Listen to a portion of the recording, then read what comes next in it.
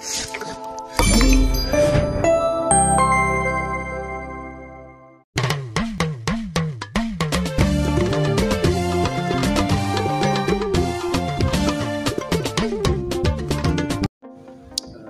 name is Babatunde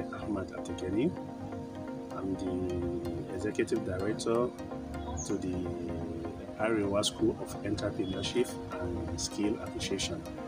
It's an NGO that takes care of training young people on how to have some skills and acquisition to be self-reliant.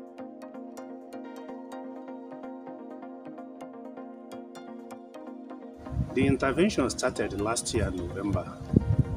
Why we started the intervention is that since like 2019, before the COVID-19, we have been into the home paying fine of some juvenile offender that have a little crime.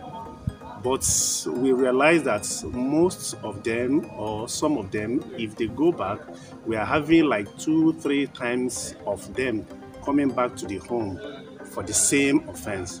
So the initiative of giving them the skill acquisition now come in last year by giving them opportunity to give them the skills and acquisition that can make them self-reliant.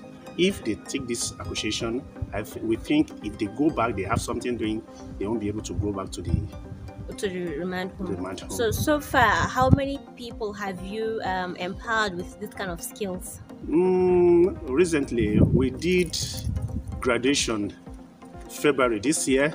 We graduated like 60 juvenile offender of different skills and acquisition.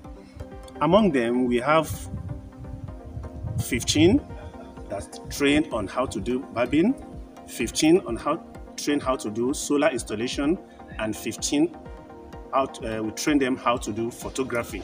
Then the last 15 we train them how to do soap making and facility making. So far, do you think these children are getting using the skills that you've been teaching them? Yes, recently the only challenges we have is that we are unable to connect with some NGO which promise to give them the empowerment. Recently, out of the 60, we are unable to give 30 out of them the empowerment, of which we are monitoring them from now till the next 6 months. So we see that they are still doing well. But are you partnering with other maybe groups or NGOs to see what you can do to help the kids?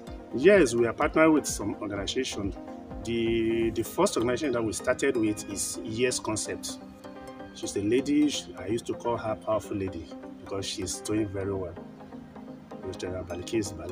So the executive director of Yes Concept. At the same time, we partner with Limo Foundation recently, of which we release like 7 inmates and they give them empowerment too. Okay, so when you say these inmates, what kind of crimes do you intervene in? Because I understand that some of these kids are into capital offenses, some are just minor offenses. So which category of offense do you intervene with? Those that have capital offense, we have no intervention than to give them the skill acquisition till they finish their term. Those that have minor offenses, we give them skills acquisition, then we pay little fine that the court give them, we release them, we reunite them with their parents, and we make sure they are doing well.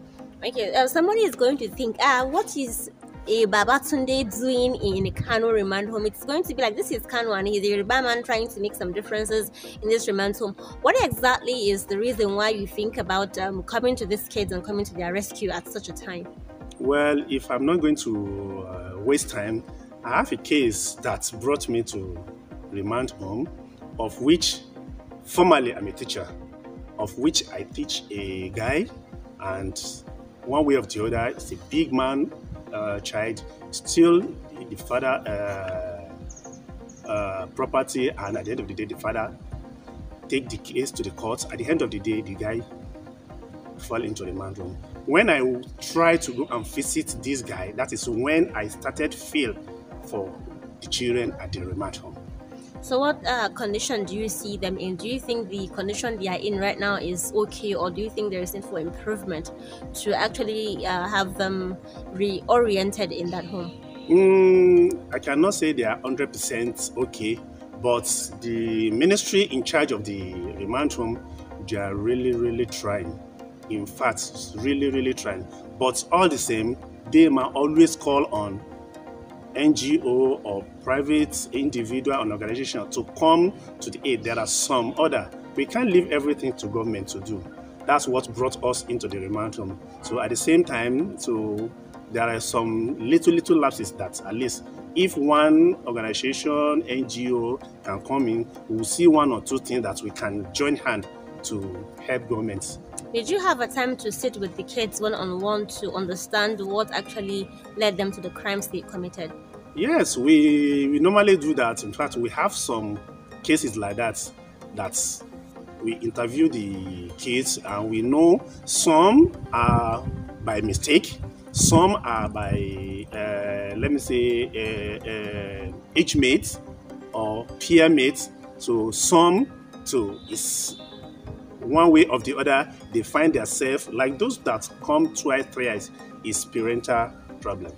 So far, what call do you have to the government or other NGOs and other stakeholders so they can help you in reorienting these kids and bringing them out into a better society? The only thing I urge government, NGO, or individual stakeholder that are powerful to do such intervention is that they should try and visit the home and see the condition the children are, make their own little intervention. It will help, and those children, they will come back to, at least 50% of them, before we pay their fine or give them any freedom, we check their habits, we realize that they've changed before we pay their fine and bring them out and give them the empowerment. So if such organization or stakeholders can do such, we will see at least 50 or 70% of them doing well after they came out. Thank you very much.